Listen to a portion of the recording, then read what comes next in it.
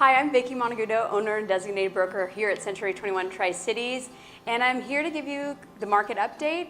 Now that Q1 and Q2 have now concluded, I figured it'd be a good time for us to communicate what we've seen so far in 2023.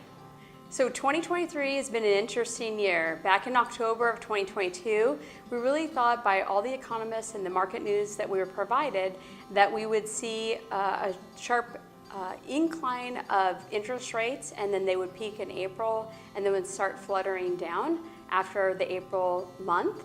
And we've seen some different changes.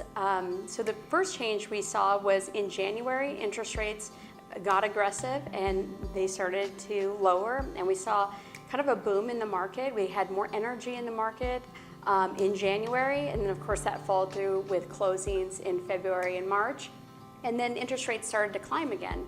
We then saw interest rates start to decline favorably in April and May, but now here recently those interest rates have gone up. So as everybody has talked from even the 2008 period of time, the Tri-Cities market is in a bubble of its own. So in 2008 to 2009, our median price of a home only fluctuated $900. And so the market's similarly the same in Tri-Cities, where we're in an interesting market where we are still experiencing population incline. Now that we've hit that number of 300,000 in population, a lot of commercial businesses are getting attracted to our marketplace. And so there's some very good things in terms of employment opportunities that are happening in the Tri-Cities. And we know that anytime a family or person migrates, they're usually migrating because of family connections or because of employment opportunities.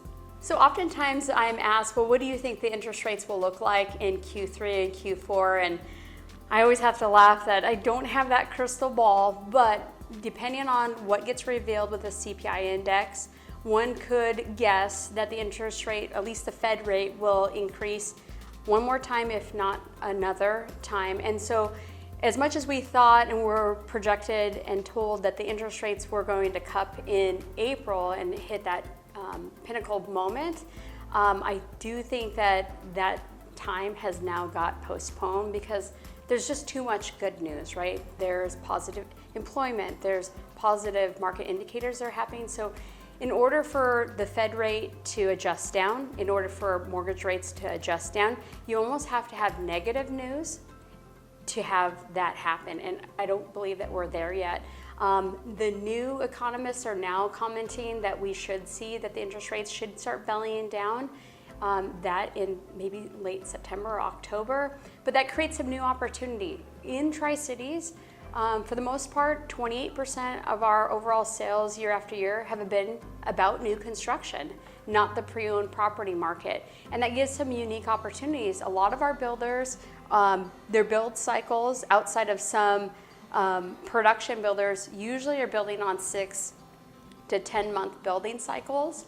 So even if you were looking to start construction today on a home, by the time that that house actually got to completion, or what they call certificate of occupancy, it would be highly predictable that that interest rate would have also ratcheted down, which a lot of financiers will give you what they call one free float down in interest rate. So whatever that new interest rate then is in 6 or 10 months, depending on builder and the scope of the building project, you could adjust your interest rate down at that new interest rate level. So the other question that gets posed a lot is, in regards to the Tri-City marketplace, is it stable? And what I've said back in the 2000s, and I'll say today, is the Tri-Cities market is almost like a certificate of deposit. It's a steady, eddy, dependable, stable market.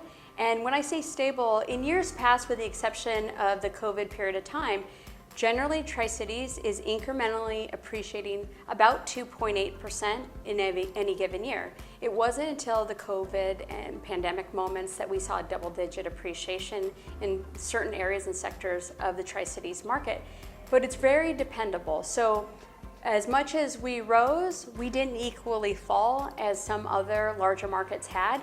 And the other thing that's keeping prices and retail prices kind of in check is inventories. So at this time, we have about 750 homes on the market, and that actually spans between Burbank and Grandview, Washington. Now, comparatively, if we walk this back to 2008, and that's not even accounting population increases, the inventory that we had in the market was over 1,400 units. So in the market that we have, with the increased population growth, with the amount of employment opportunities, we don't have an oversupply issues, which has kept prices pretty moderate on both new construction and the pre-owned property market. The other thing that has not happened is material costs and labor costs have not plummeted. If anything, they might have plateaued, but that's why you're not seeing a rash of prices in new construction fall, because the cost of replacement is equally as high. Land acquisition prices have not come down. Again, labor and material costs have not come down. And so that is what's keeping, by and large, the market pretty stable in that sense. And then as far as inventories, again, commenting in the month of July, we have about 750 units on the market. It is projected, because we do have a lot of people moving in and out of the market, that those inventories should start increasing by the time we get to fourth quarter. So the other question all of our agents are getting asked, is this the right time to buy or to sell? And if we put in perspective, the interest rates seem staggering, because we had the refinance boom during the COVID periods. Nobody knew what was going to happen in the world, and the interest rates had sunk to 3%. Now the interest rates are at 6.5, 6.875, and it's got people shell-shocked.